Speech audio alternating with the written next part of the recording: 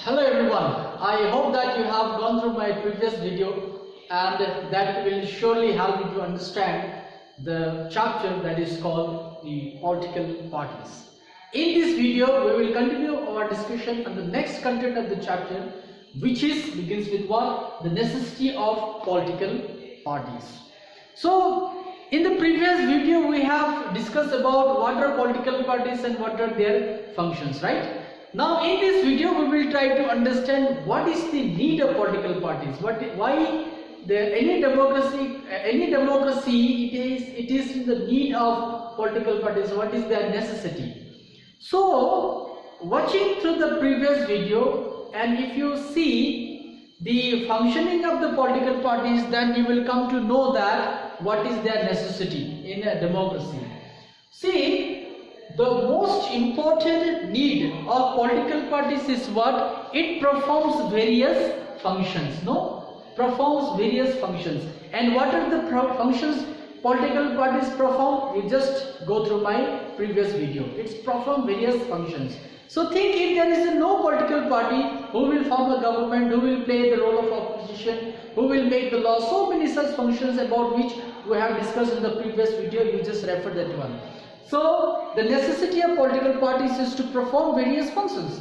Another is, in modern democracy, if there is no political parties, we cannot say the spirit of democracy alive. That's why it is said that modern democracy can't exist without political parties. Why? Because the very spirit of democracy is kept alive by the political parties. And what is the very spirit? In democracy, all the decisions are taken by the people through their elected representatives. So think, if there is no political party, can you imagine that the very spirit of democracy kept alive? No, not at all. Another is, it play a role of mechanism to support or oppose the government.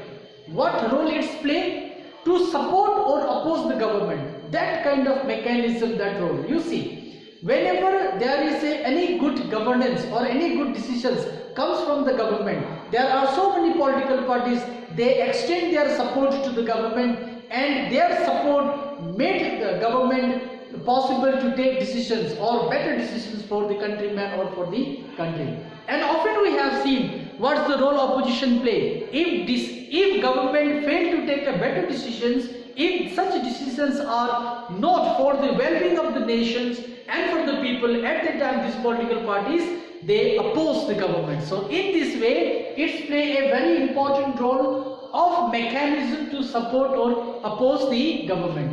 Finally, it play an important role in any kind of decisions making. Whatever, whether it is a law making process, whether it is a passing of any welfare schemes. So any kind of in decision making process, these political parties, they play a very crucial role. Okay, so this is what the important point which make us realize the need of political parties in any country, especially in the democracy. Then let us move to the next point. How many political parties we should have? This is a very difficult thing to explain or express, because we cannot say that any country should have this many number of political parties, but if we see a country, it has a classification based on the functioning of the political parties. A country which has only one political party, that is called as a uni-party system. Like the example is China. China has only one party. Another is a country which has two political parties, that is called as a bi-party system. The best example is United States of America and England.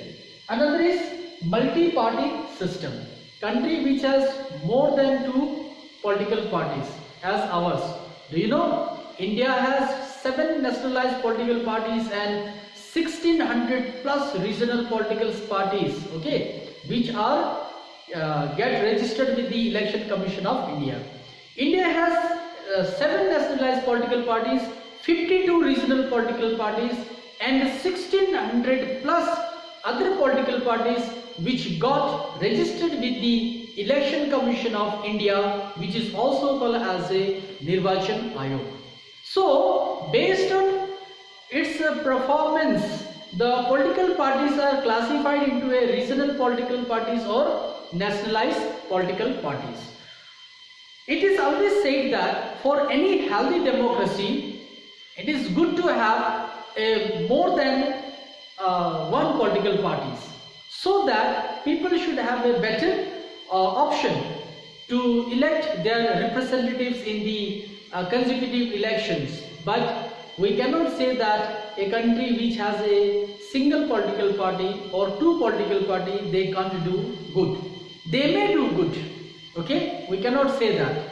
It is depend upon that political parties and their ideologies, their very spirit of work nature, that's depend. But generally, if you see in the context of democracy, it is says that a democratic ideas are kept alive when there is a more than one political party system, because if it is more than one political parties in number, there is a less chances that any political party become a despotic. So this is how, and this is the what call one of the important note that we have discussed, that how many political parties we should have, no, and rest part of the chapter we will discuss in the next video. Thank you.